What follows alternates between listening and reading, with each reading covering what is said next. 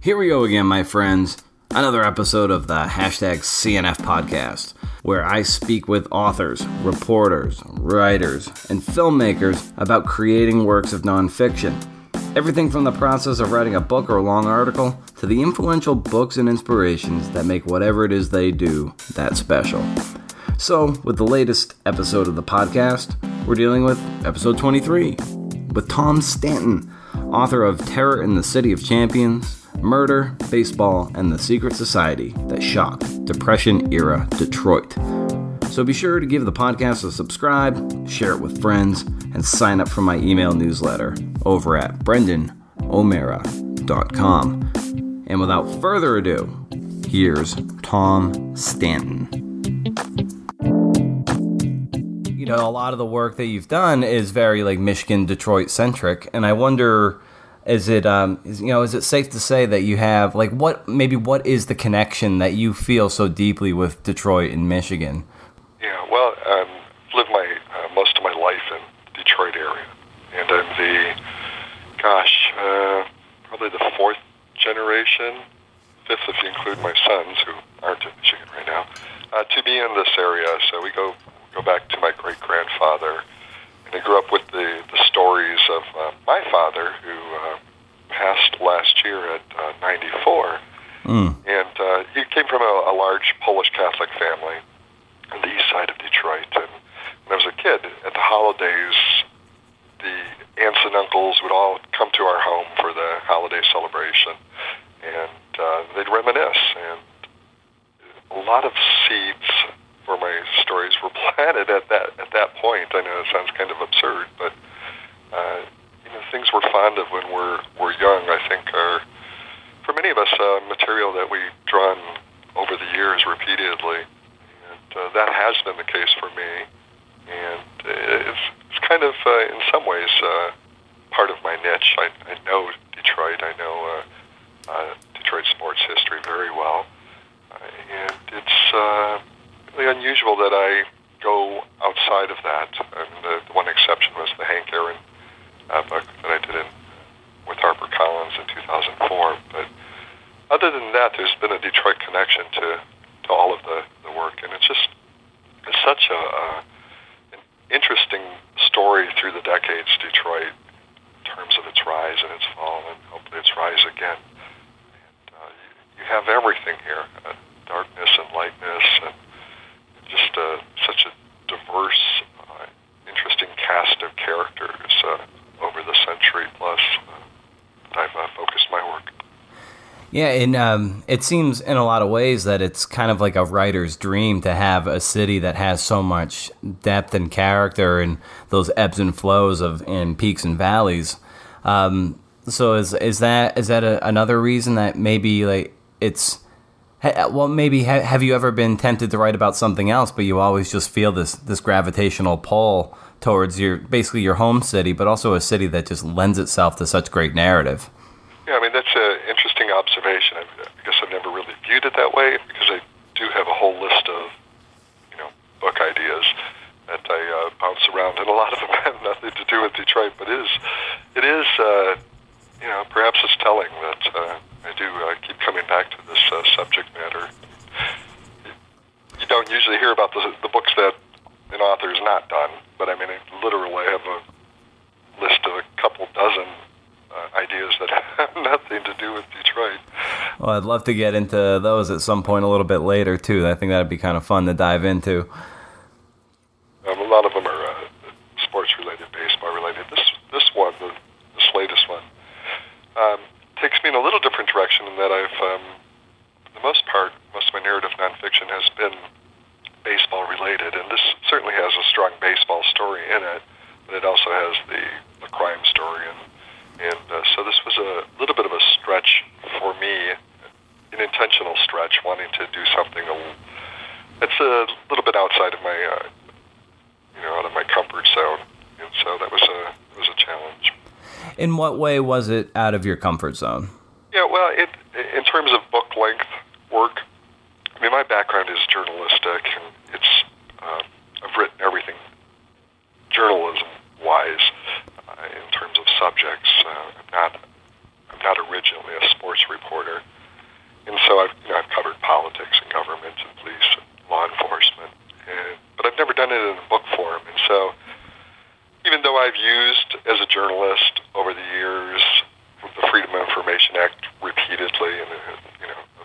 documents and studied them. Never done it in book form. And in this case, Terror in the City of Champions, there's, as you know, a story that focuses on a secret society called the Black Legion. And so I was going through, 900 plus pages of FBI files and, hundreds of state police reports and court documents and transcripts. And I've done that kind of stuff before, certainly, in day-to-day journalism, but never in book form. And so trying to give shape to that was just a little bit of a different challenge. I think what I determined in the end is really the subject matter doesn't really matter.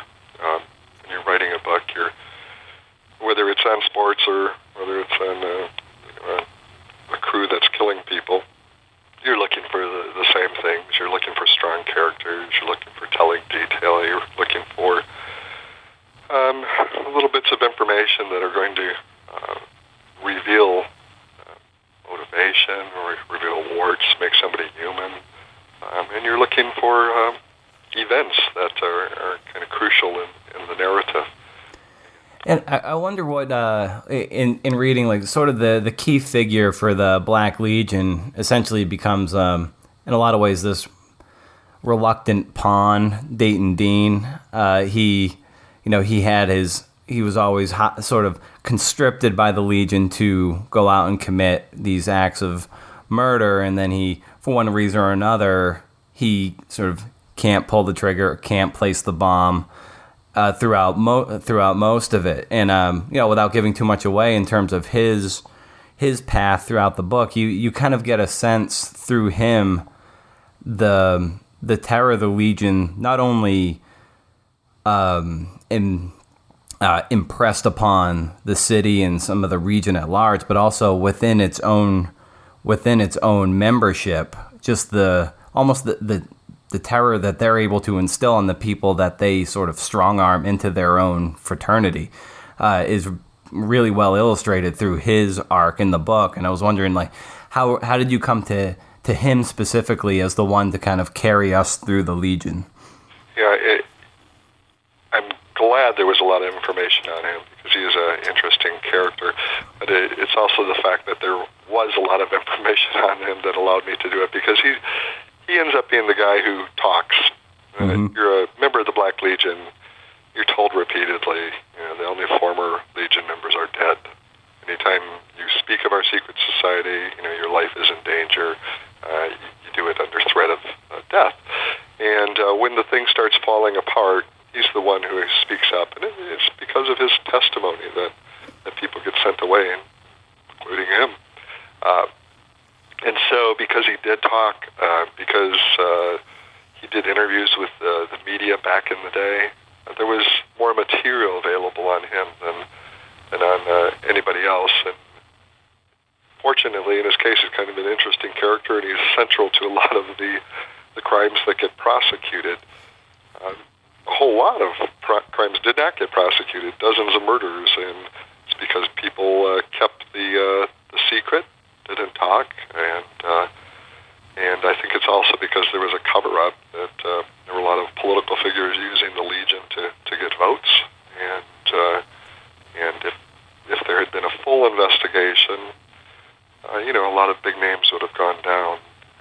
But Dayton Dean, at some point, I think realized, even though he wasn't a very bright guy, and originally was into it, not so much out of fear, but because he embraced the mission and liked the excitement, realized that he was a pawn, that he was being used, that people weren't leveling with him when they assigned him various tasks.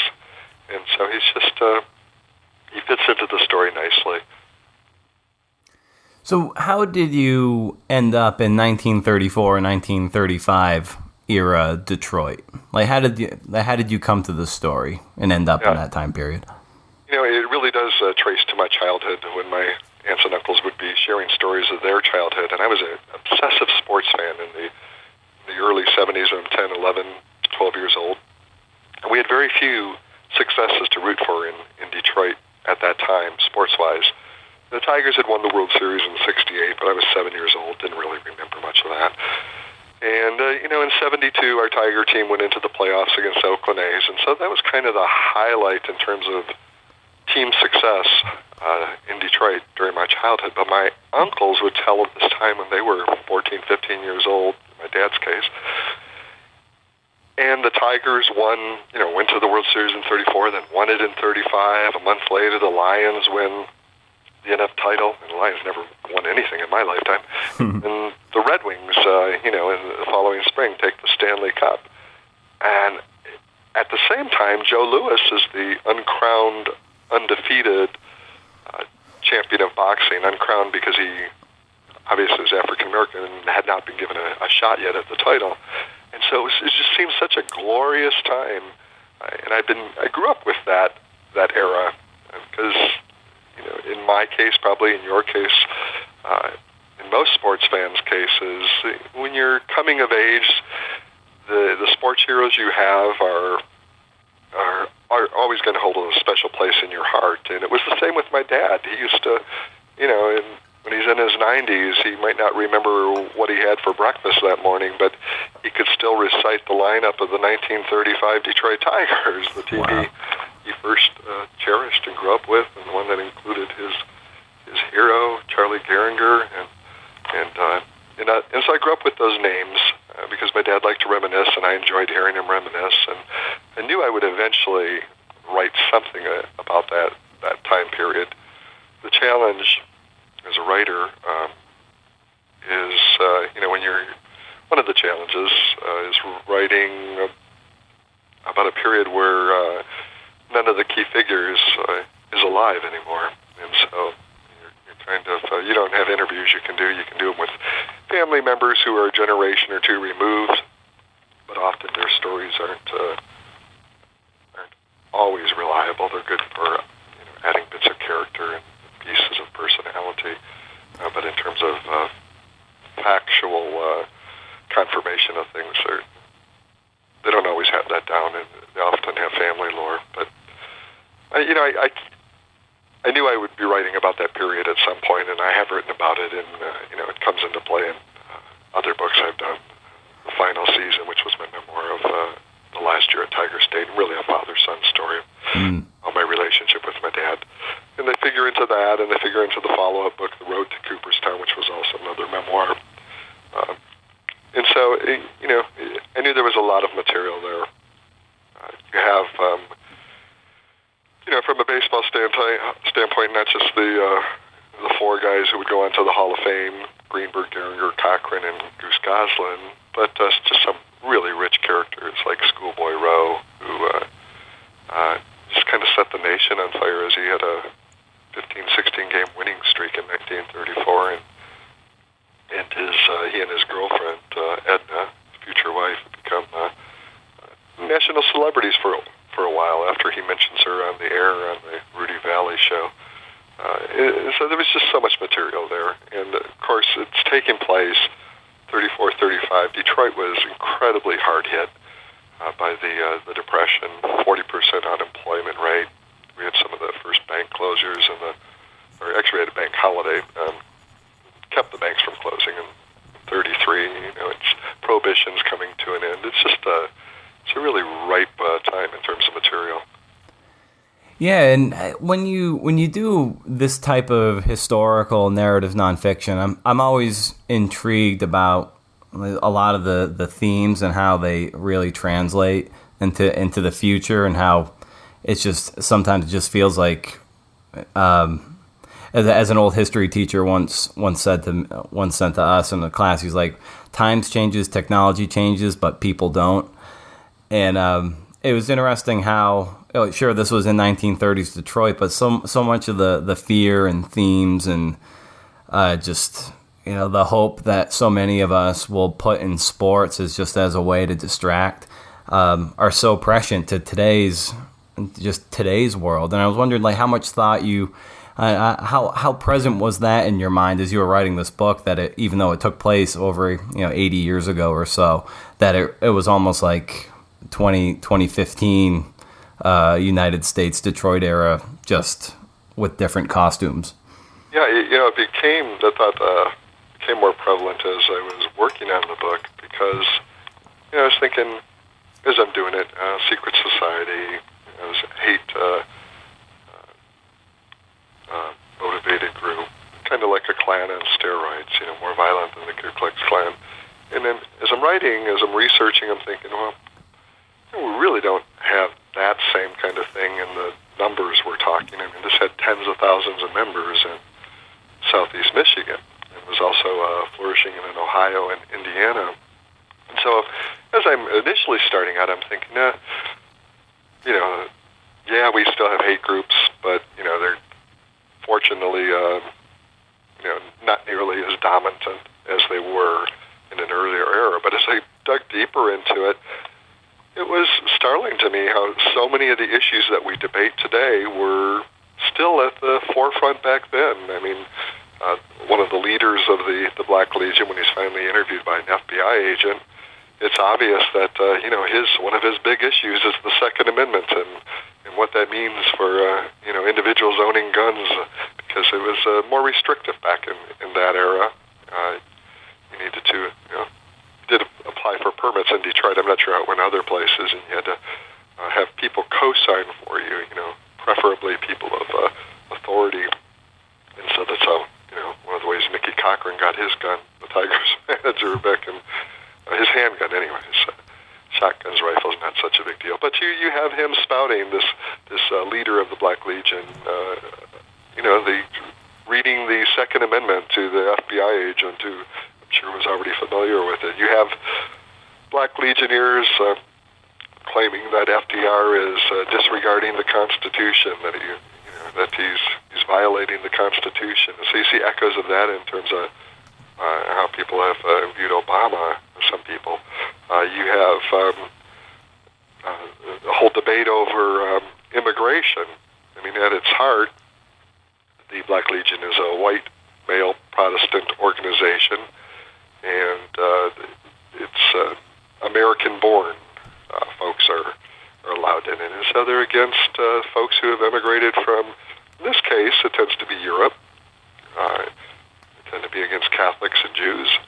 And so, it's a different group that immigration is about now, but it's still immigration. You have these Black Legionnaires referring to FDR as a socialist, and people worrying about the direction of the country. I mean, it was coming a little bit out of the Great Depression at that stage. 34, 35, 33, I think, was the worst year. But so people have a lot of anxiety. They see their way of life changing. They, or at least temporarily, they've lost their factory jobs, many of them. As it turned out, a lot of the Black Legionnaires did not lose their jobs, probably because they were co-opted into the anti-union fight in the Detroit area, so they tended to have jobs in the factories. They kept their jobs or got them back quickly. So yeah, you do see echoes of other times, or at least I did, in ways that I didn't expect.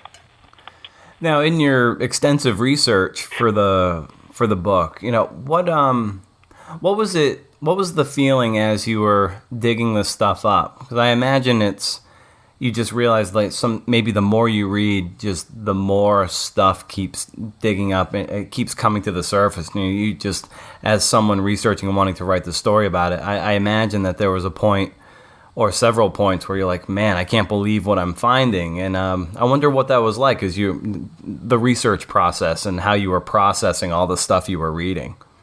Yeah, you start with the basic reporting of that was happening in the papers at the time. There were 3 Detroit dailies, and eventually the Black Legion story does go broader than that. But I relied first on the Detroit dailies, and then you try to find what court transcripts you can, and obviously the FBI files and state police files, and then there are also archives. There was a historian in the 70s who did quite a bit of research on the Black Legion, never published anything in book form. And he had done some oral histories with figures while they were still alive, which was great.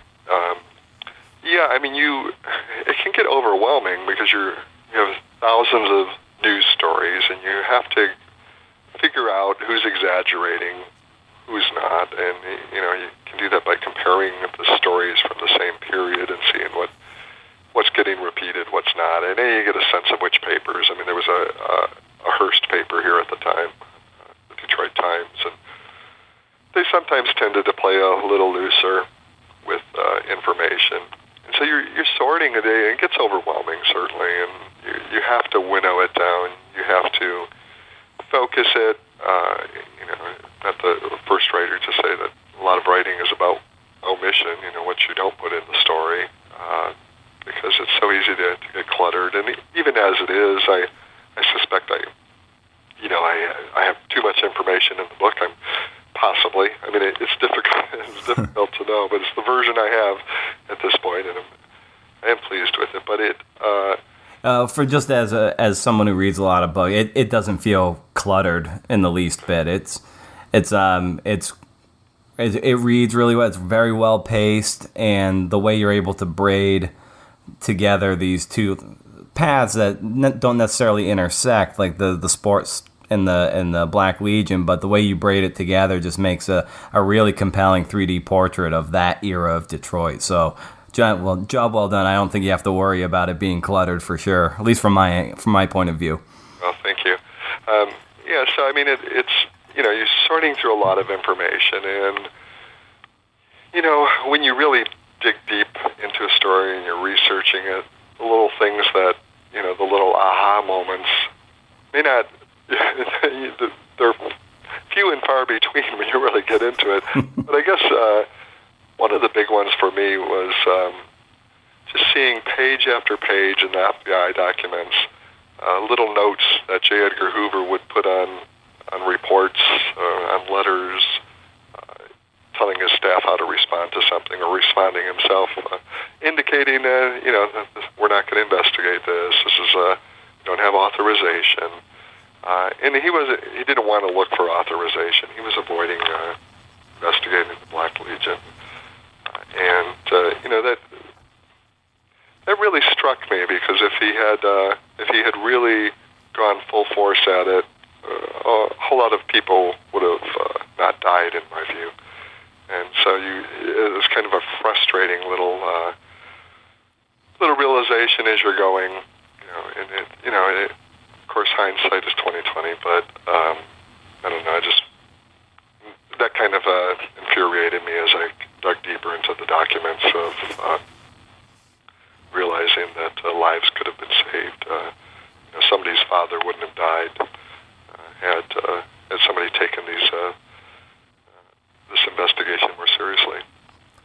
So, how did you organize this material before you got to the nitty-gritty of trying to stitch together a narrative through all the stuff that you were able to dig up? Yeah. With a nonfiction narrative, to some degree, you're going to be following a chronology. And so I always, early on in the process, come up with timelines and keep adding to a timeline until I can pick out the key moments, the key scenes, the key crimes, the overlapping areas, looking for connections. I was hoping so much to find really strong connections between the sports and the Legion, and there were some. Certainly in Detroit area, the Legion, there's tended to be baseball fans. There were a lot of them baseball fans who planned the timing of some of their crimes around the Detroit Tigers' schedule. If we're going to take this guy out and beat him, might as well wait till after the game's done to do it. And of course, one of their famous murders, they use baseball, which was on everybody's mind. Even though we're a city of champions, and you have the various teams that win championships and a lot of individuals who win championships, by far it was the Tigers and Joe Louis who were driving the conversation in Detroit. Everybody was talking about baseball. So I was looking for those overlaps, but I do start with timelines, and I just have a very involved filing system where literally boxes of file folders, individual characters, and specific crimes, and you just keep adding to those until you're able to flesh flesh out an entire scene. Not sure if that really illustrates it, gets at what you were asking. But. Oh yeah, no, definitely. Because I'm always interested in the process writers take. Some people, Bronwyn Dickey, who wrote, Pitbull, Battle over an American Icon, who I spoke with a couple weeks ago. Like she like you just read so much stuff. She wasn't able to like properly organize. She chose to use Evernote, a way to digitize it and then tag it and search it. And so that helped her organize all her notes, and she was able to, tackle her chapters at that point. And then I'm more of an analog person myself, so it's like hearing you say, like, you've got these file boxes with, papers and stuff. I think it's kind of interesting to see how certain minds process all this material, and then you see the finished product, and it's just like, oh, wow, it's kind of neat to sort of reverse engineer it and see how it came to be. Yeah, I am a little bit old school on that. I mean, I would be, if I were going to digitize everything, I would have to be scanning lots of microfilm and microfiche copies, because as you're going through it, you don't necessarily know what key little notation might be in a story that you're going to want to refer to later. So I tend to have file folders that are full of microfilmed copies, and those are often of poor quality, and I'm not sure that you could even scan them and have them without a whole lot of heartache later on trying to decipher and reorganize. So yeah, I am old school in terms of file folders and copies, and that way the material's there when you go back, that you can you're not having to reinterpret every story as you go, and you can kind of look for tidbits. You don't know, until you really get into the guts of developing the story, you don't know really what key little detail you might suddenly discover that you need, or that you're trying to confirm. For example, it's just a little minor thing, but I'm dealing with nonfiction here, and so I take that my mission seriously. It's nonfiction. I'm not making up things here, and I try to require that I have the same verification process that I have when I'm working on day-to-day journalism, and so you want to be right. That's first and foremost.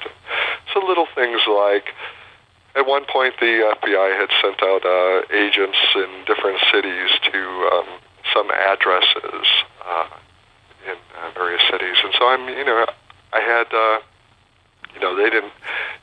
It was dead-ended in Detroit. They sent somebody out, go to this address, because there was a return envelope, that we noticed at this guy's post office box, and go see who lives there. And so in the report, it's saying this person lives here, and they appear to have nothing to do with the Black Legion. And so looking at that address, and so this is nowhere in the FBI file, but the address sounds familiar to me. So I start going back through my files, because I had also created like an address file, cross-referencing things.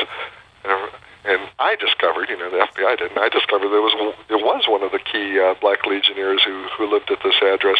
Now that seems like such a minor little thing in the scheme of a 100,000-word book, and it is, but it sure made me feel good to be able to add a sentence in there that, the FBI was either fooled or the local agent, was ignored the evidence, but either way, they missed it.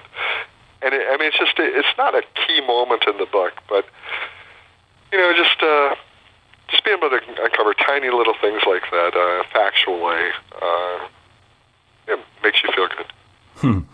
And I wonder too, with a book like this, and like so much of the seed of it came from memories that your fathers and grandfathers had sort of bestowed upon you, and like told you about this era. And I wonder, before your father passed away, how much you talked to him about the book you were working on that became Terror in the City of Champions, and what those conversations were like, and how, even though your dad isn't in the book, like how much did your father factor into it?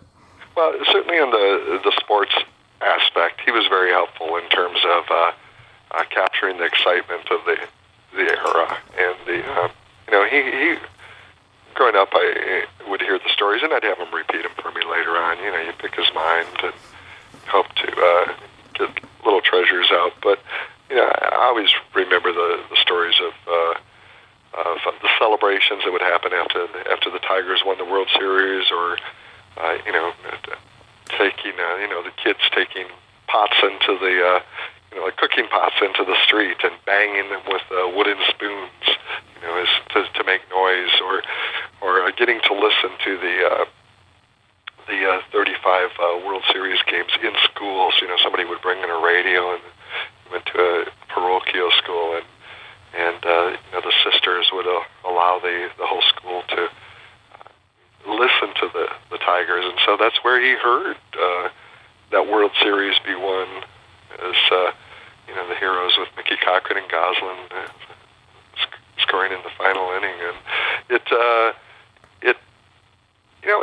brought it to life. It personalized it. He would talk about the days when Joe Louis was fighting, how you could walk down the sidewalks of most neighborhoods in Detroit, and you could hear the sounds of the radio sounds of that fight wafting into the street from the open windows on a summer night.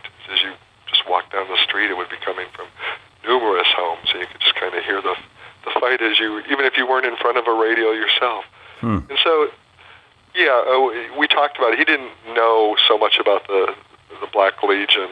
A whole lot of people seem to have forgotten about the Black Legion, but when it was exposed, it created a national hysteria because it was a secret society, and suddenly, wives and mothers and daughters are learning that the men in their lives were members, and they had no idea.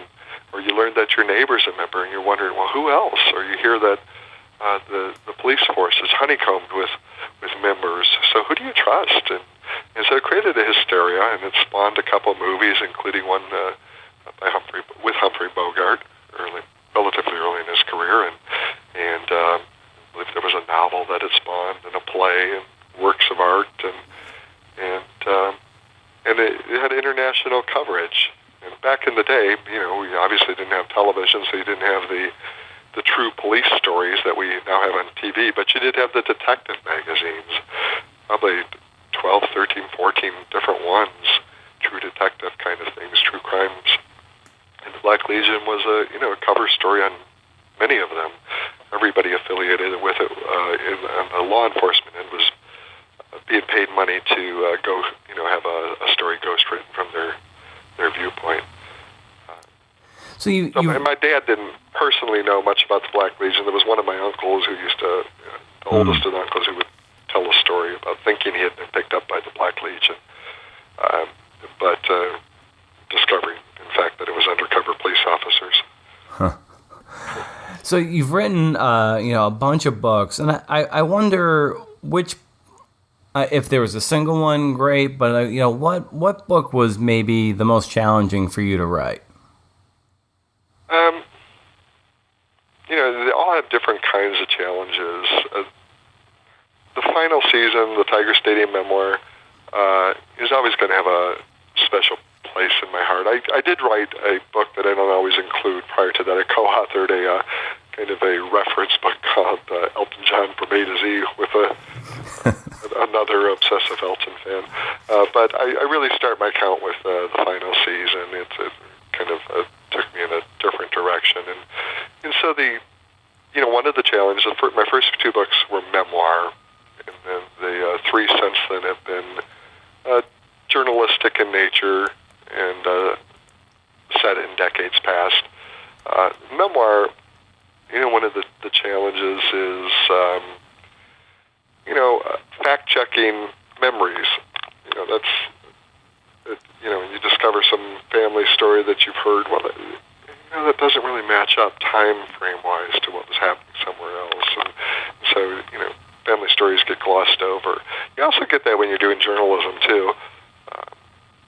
Somebody will be insistent that something happened. And when I was working on the Hank Aaron book, for example, with that one, lots of people are still alive who played with Hank Aaron. So you do a lot of interviews of folks who are looking looking back on things that had happened 30 years ago when I was working on the book. And they tended, just for one example, to, every time they were remembering a Hank Aaron home run, they were remembering it in the most heroic terms, ninth inning, bases loaded, game on the line. And you start fact-checking that thing, and you come to find out, oh, no, that game actually was 7-1. The home run occurred in the 5th inning. And so, that is kind of a different kind of challenge. With the Ty Cobb, Babe Ruth book, I kind of had the opposite challenge. You didn't have anybody alive when I was working on the book who had played with Ty Cobb during his major league days, and only a couple who were still alive at that point who had played with Babe Ruth. And you've undoubtedly interviewed folks, famous folks, and they tend to, when you're decades removed from an event, they tend to have the glossy stories that they tell. They've burnished them over the years, and penetrating those, getting beyond them, it can be difficult. And so you'll encounter, when you're doing your research in the Ty and the Babe book, stories that that have been repeated so many times that they're no longer questioned.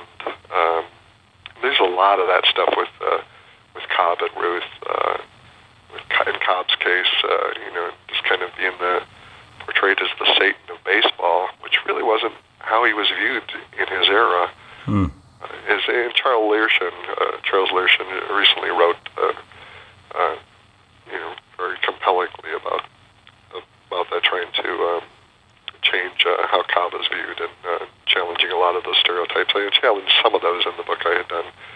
But so, I guess I really went off a tangent there, but, it's different challenges. It's not that one particular book project stands out. It's just they all have different aspects of it.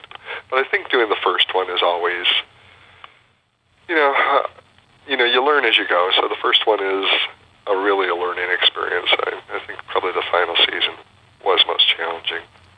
Well, that one probably, in a lot of ways, just cut to the bone in a way that others don't, especially, it being a father-son story, but also seeing, your iconic Tiger Stadium demolished. I'm sure, what was that like for you to be there for that entire, I believe it was the 99 season? Right. Was that that final season, and then I then having to see the place demolished. I mean, what was that like for you? Yeah, well, the 99 season was the finality of it, and it was, when I started the book, I thought I was really doing a history of the place, and, I thought baseball, what was taking place on the field, might drive the story, but it ended up being something much more personal as we were getting into it. The real powerful story was, my relationship with my father, how 4 generations of our family had shared the game there, how this was one of the last places we could connect since the old family home had disappeared from the landscape like a lot of them in Detroit and other big cities. And so it became a very personal story, and so it was actually, as I'm going through the season, it's a process of revelation as I'm coming to realize it's not just about the ballpark and the heroes that I had seen there, but it's about my father aging, and the fact that he wasn't always going to be with me, and I come to that realization at some point. The ballpark actually wasn't knocked down for quite a while. It just stood vacant for a while. So we had probably a 10-year reprieve where the ballpark was vacant and empty and still standing at the corner, and kind of eventually demolished. And even after it was demolished, up until just a couple of weeks ago, for 4 or 5 years, there was a group of folks, volunteers, called the Navenfield Grounds Crew. Tiger Stadium, first open, was called Navenfield. These guys would keep that diamond, just keep the infield diamond going, and people would come out every Sunday to play baseball on the place. Now, just in the last week or two, the field itself has been erased. It's going to be replaced with a fake grass, and it'll have a ball field for kids through the Police Athletic League. A lot of programming on it. Very controversial here. So, I mean, it resonates even all these years later, and it's, we're coming within a couple of years. It's going to be 20 years after the fact since Tiger Stadium was last used for a major league game, and it's still in the news here. It resonates in that way. So, when you were growing up, what did you want to be when you grew up? Yeah, I wanted to be a baseball player. Me too. I think a lot of us can relate to that, and then at some point you realize I don't know how, it may have taken you longer to realize maybe you're more talented than I. At some point, if you're not going to make it, you come to that realization, and it seemed to me the next best thing would be to be a sports reporter, and as I actually got into journalism, it wasn't sports originally, and I found I liked other aspects of journalism, political reporting and government reporting, and so it kind of took me away. And at 22 years old, with some other friends, I started a weekly newspaper, not thinking what would happen if it succeeded, and it succeeded, grew into a small group of newspapers in northeast Michigan, in southeast Michigan, northeast of Detroit. So I'm sorry. When you were 22, you and some friends started your own paper? Yeah, we started a little weekly newspaper, and through hard work and diligence and good reporting, it succeeded, and it grew into a small group. We kept expanding. It grew into a small group of 5 weekly newspapers northeast of Detroit, in the suburbs, and after 16 years, we sold the papers, and the sale coincided with the last year at Tiger Stadium. Huh.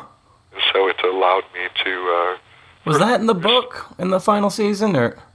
Yeah. It was. Shoot, I can't remember. I'm sorry, I forgot that. No. It's probably only a sentence or two in passing in the book.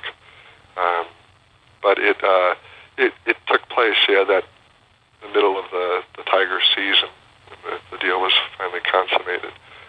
And wow, so you're a newspaper conglomerate. It gets sold, and the final season, the Tigers are playing at your famed Tiger Stadium. Wow, I mean, talk about a watershed year for you.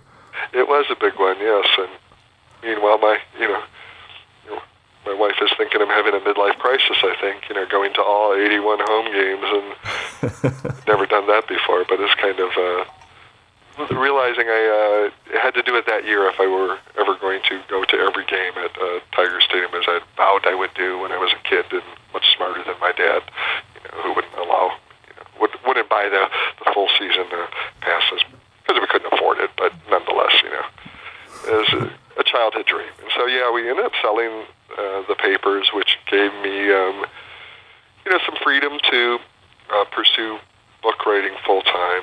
And I did that for quite a while, and then wasn't intending to become a journalism professor, but I just had reached that stage, and coincidentally was where I wanted to give back, and coincidentally had visited a campus where I had friends teaching, and they had a teaching position open, full-time journalism position. It was at the alma mater of one of my mentors who had just died, Neil Shine, who was top editor at the Free Press in Detroit and a very well-known figure in journalism in our region. And I just decided it would be nice to try to repay him by encouraging a generation of younger journalists at his alma mater. And so my productivity book-wise has slowed down. I think everybody gets into, not everybody, many people, writers, when they get into teaching, think they're going to have a whole lot of time to write. And then that doesn't work out that way, if you're doing your job anyway. Now, kind of like talking a little more about your starting that newspaper and how it grew. I mean, just what was so put me in temporally speaking, like what was the year that you started the first paper? Yeah, well, If I'm being totally honest, we started one that in December of 1982, we tried to start an arts and entertainment paper in blue-collar Macomb County during the recession, and that lasted about 3 issues, and we were running out of money because we had all borrowed money from family, and we decided, well, we better go back to doing what we know, which was, we'd all worked for local community newspapers at that point. And so we switched over to a local community paper, and it was a free circulation delivered by mail to everybody's home, but it wasn't a shopper in that our news coverage was better than the paid papers in the area. It was serious news coverage.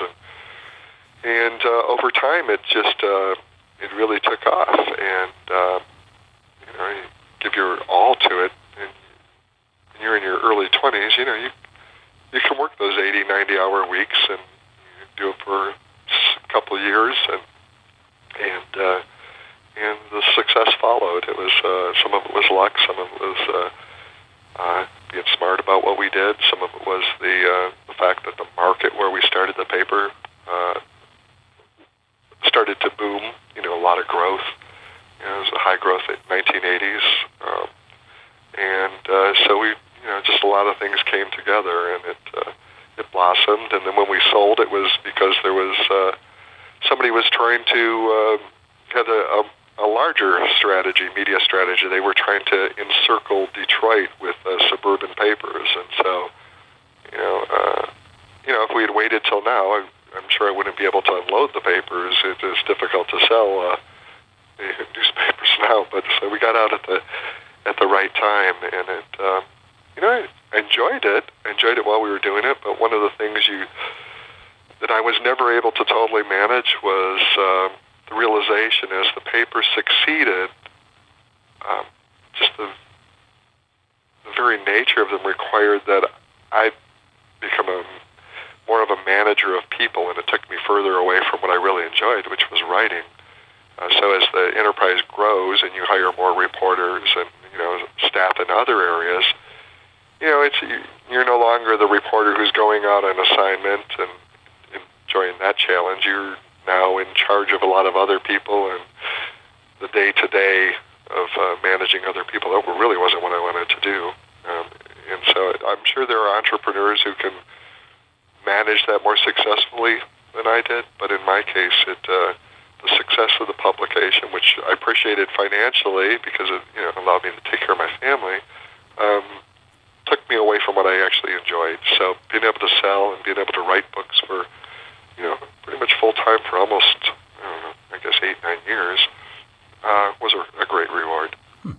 So what compelled you at age 22 to even start this venture? Because that's usually the time that most people are going to cut their teeth at a smaller papers or bigger papers and be working for someone and doing it. But I wonder what was your headspace like to eschew that altogether and start your own paper? Yeah, it probably was that I hadn't given it a lot of thought, to be honest. I was at that point feeling kind of invincible, and so I never really gave much thought to, what if this fails? I end up owing, my future mother-in-law, whatever it was I borrowed, that she so graciously put toward the project. I never really gave some thought, well, how am I ever going to repay her back if this doesn't work? But I had already, I was one of those kids who couldn't afford to go away to college and didn't have the kind of grades that would give me a scholarship anywhere. And so I ended up working my way through college. And so my first newspaper job was with a weekly when I was 18 years old, and I was working, for those 3 or 4 years before I started my own paper at another weekly in the same area. And so it really was, it was kind of I already knew what I was doing that way, but in terms of having a whole lot of thought process into it, it was probably a whole lot less thought process than I probably should have put into it, and was very fortunate that it worked out in some ways. I mean, that's if I'm being totally honest about it. I don't some glaring genius that that motivated the decision. That's probably why it succeeded so well, because you didn't overthink it and you just kind of plunged in. And I think a lot of the best entrepreneurs, there's some planning involved, but a lot of it is they just get over the lizard brain fear that will rationalize yourself from doing something like that. And you just kind of dove in to the deep end and saw what happened. If it failed, it failed, but it clearly succeeded. So it's like, I think there's a big lesson to be learned in just how you approach that. It's just sometimes you just got to dive in with your whole body and just do it. Yeah, I mean, that's a very good point, because I look now, in my mid-50s, and I, occasionally think, oh, well, why don't I start this or start that? But you have more to lose when you're when you're later in life, or when your kids are growing up. Mine are adults now, but you have more that you're putting at risk, and and I know there are lots of entrepreneurs who do that all throughout their lives, but in my case, I think it was partly the product of just being young and feeling rather invincible and probably overly confident. So I wonder, what might be the greatest piece of advice that your father ever gave you? Oh, wow.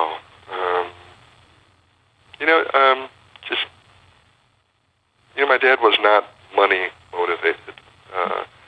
He most of his career worked for the government, usually doing like darkroom tech work, sometimes photography, and it's just money was never he had a good retirement from the government, but money was never a driving force for him. And he always emphasized probably the same advice that a lot of other parents give. Do something with your life that you're going to enjoy, because you're going to be doing it for a long time. Don't do something just in pursuit of the dollar, because you won't be happy with that. And he, for the most part, actually, he wasn't an advice giver. He would give advice if you asked, but it was more modeling his behavior. He was just always gave people the benefit of a doubt, and that's something I've tried to do.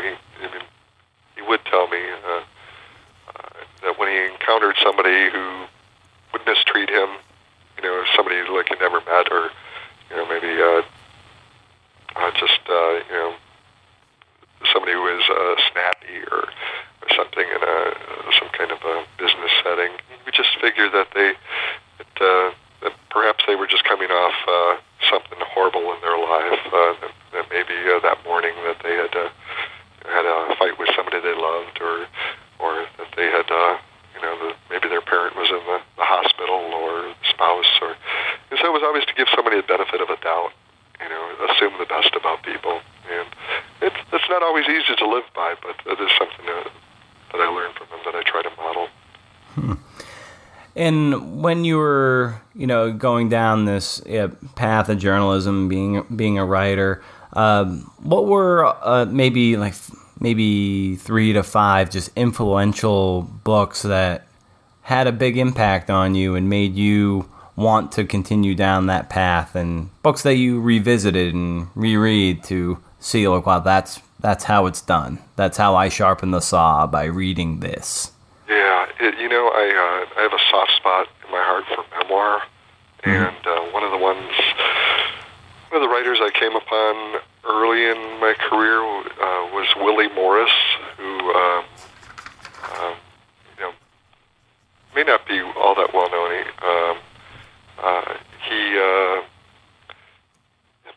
The first book I came upon of his is not all that well known. It was a book of essays called Terrains of the Heart and Other Essays on Home. And Willie Morris was a Southern Boy Rhodes Scholar, University of Mississippi, and he wrote, this isn't the work I'd want to remember him for, but if people aren't familiar with his work, they may know him for a little piece he wrote that became a movie called My Dog Skip. mean, that's not the work I would point to as.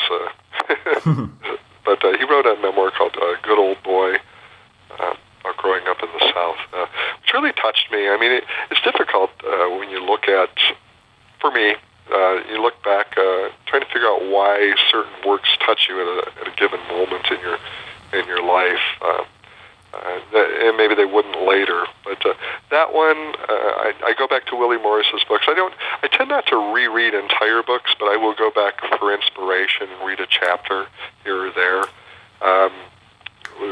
Baseball-wise, I have very fond memories of reading Kinsella's Shoeless Joe, which became the basis for Field of Dreams. Mm-hmm. I read there was a book when my wife and I were dating that we first time I'd ever done this, read a book together. We read to your early romantic years. You're reading a book to one another, taking turns, and it was just such a.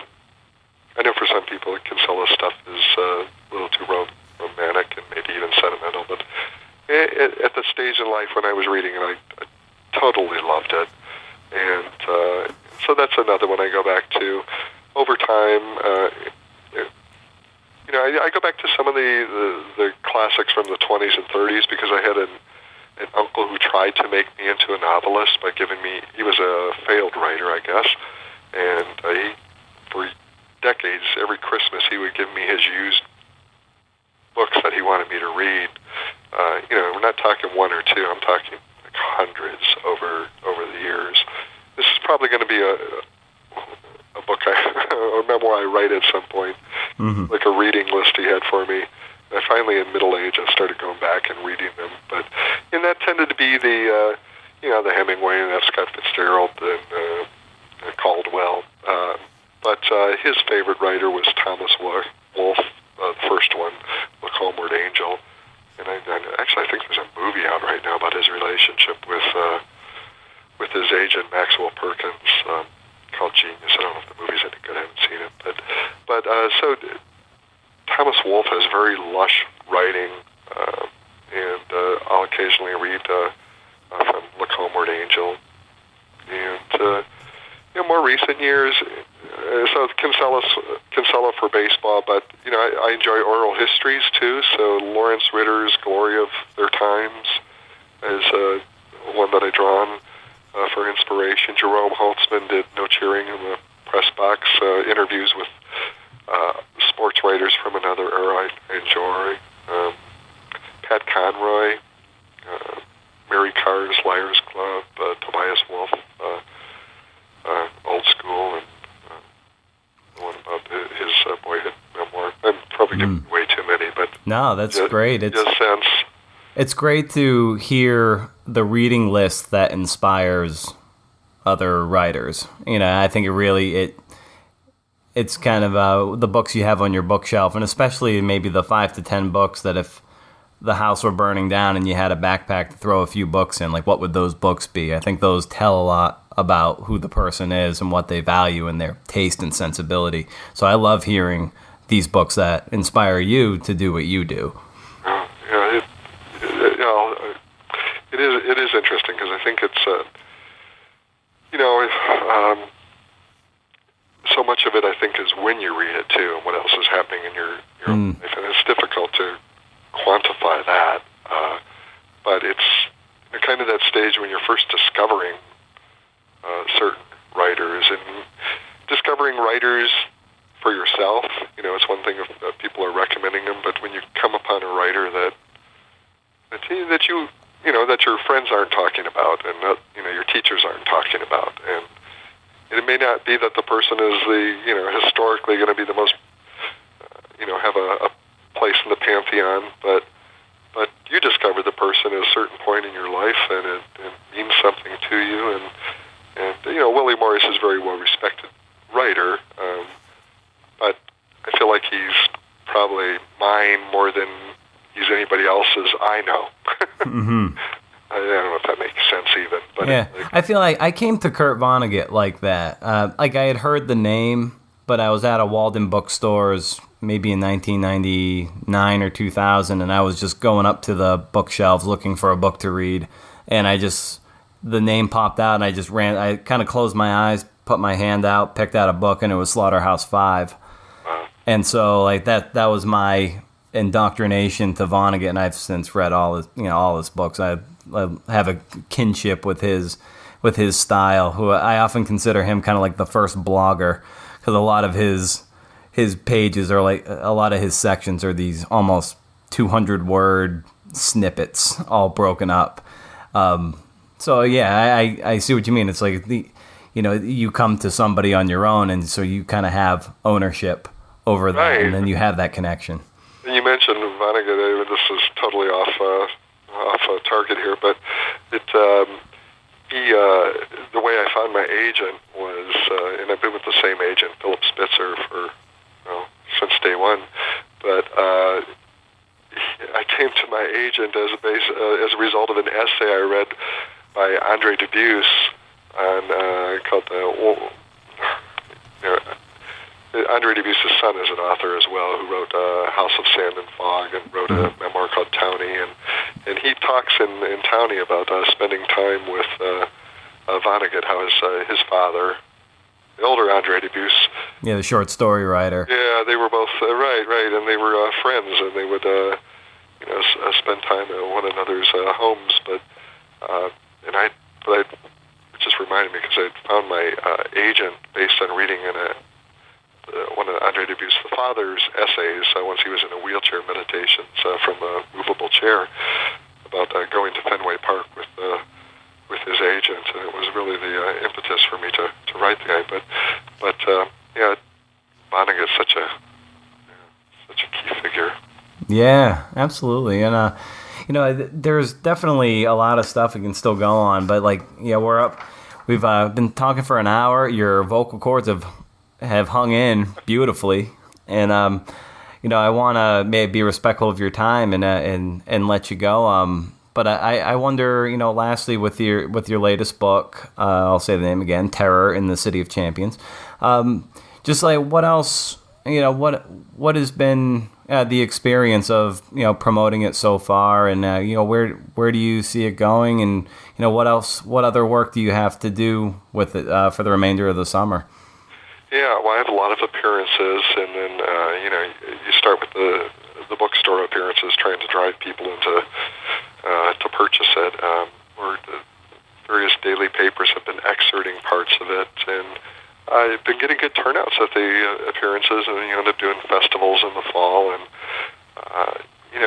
so there's lots of appearances on my schedule. It's entertaining to have people come out. I've had a couple people come out. No family members yet of Black Legion members, but I've made contact with family members of some victims, and it's interesting. I have one of the concerns you have, even though this organization is was supposedly put out of commission in the 30s. They do have family members who may not appreciate having their ancestors' names dredged up in this kind of story. So you're always in the back of your mind wondering if you're going to have some kind of harsh encounter with somebody. But, I don't know where it's going. It's been requested by a couple of people who are looking at it possibly for movie option, but I don't know, and you know how that goes.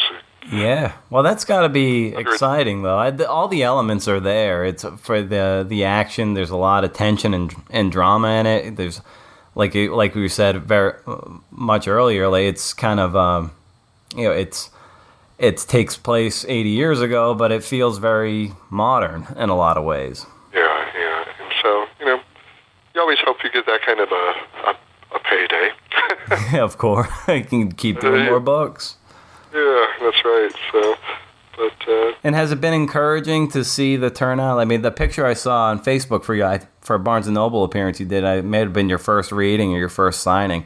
I mean, you had a human-sized height stack of books. I mean, that's got to be great to see that. Yeah, it is. It is nice. I've not had a book out in. I've not been out promoting a new book probably in 9 years. And so, you always wonder if, the people who read you last time, whether they're still going to care about what you're doing this many years later. So much has changed in the way we promote books in that time. When I did Ty and the Babe, there was no Facebook. Yeah. So the kind of social media that you were doing was basically email lists at that point. And, yeah, now podcasts have taken off, and this is a way to do like a digital book tour. You can do a lot of this stuff, and then it just stays there. It's kind of I try to keep the interviews I do as evergreen as possible, so anyone can listen to it maybe in a year or two, and it's still there's nothing that necessarily dates it, so people can learn about your book for years to come if they ever stumble upon it, upon the podcast. I mean, so it's. Which I do appreciate, Brendan. I thank you for taking the time to talk with me, and I've really enjoyed it. Oh, fantastic! And one last thing, Sure. where can people find you online and find the book and see you online, engage with you, and then find and buy the book? Sure. Yeah, it's. For a while, we were having availability issues because the publisher underestimated demand, and we were out for a while. But it looks like we've been replenished everywhere, so you should be able to order us from any of the usual outlets. But you can find me personally. My name, TomStanton.com, at my website. There are links there to my Facebook presence, which I'm very active on, and use Twitter less frequently, but there's a link there to that as well. And I love corresponding with people, and for people to reach out, I always respond. So I look forward to that point, interacting with others. Oh, fantastic. Well, thanks again for carving out some time in your morning here, Tom, and best of success with the book. I loved it, and I encourage everyone to go out and buy it and buy a copy for their friends and so forth. Yeah. I appreciate that, Brendan, and look forward to talking with you again. All right. Sounds great, Tom. Take care. You too. Bye. Bye.